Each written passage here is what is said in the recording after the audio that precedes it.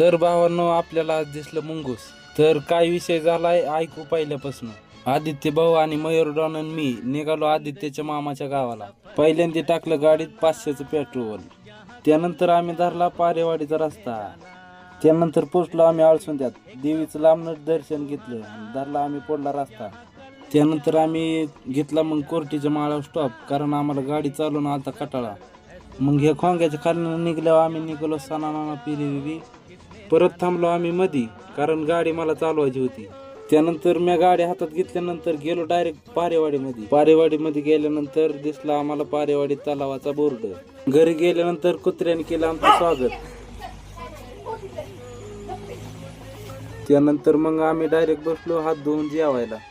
जेवल्यानंतर मग आम्ही डायरेक्ट गेलो पारेवाडी रेल्वे स्टेशनला. आधी येत होते तिथे एकच रेल्वे, पण आता इतकं भारी स्टेशन झालंय ना. आदित्य भाऊ आणि मयूर डॉन आणि मी गेलो तिथल्या स्टेशनच्या बाजारात जायचं कारण म्हणजे आमच्या मोबाईलचा संपला रिचार्ज.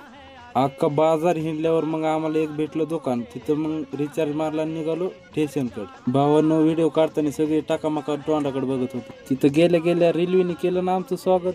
तिथं गेल्यानंतर मग थोडंसं फोटोशूट केलं.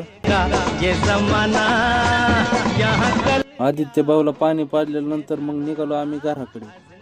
भावांनो, पारेवाडीच्या स्टेशनवर एवढी मजा आली म्हणता का नाही. आदित्यच्या मामाने दिला आपल्याला एक काम. एवढी पिशवी रायगाव मध्ये पोचवायची होती. खूप वेगाने निघालो मग आपल्या गावाकडे. रस्त्याने जात असताना मग आम्हाला दिसलं मुंगूस आडवं गेलं बघा. मुंगसाचं दर्शन घेऊन मग आम्ही निघालो आमच्या गावाकडे, आंबेजळगावला.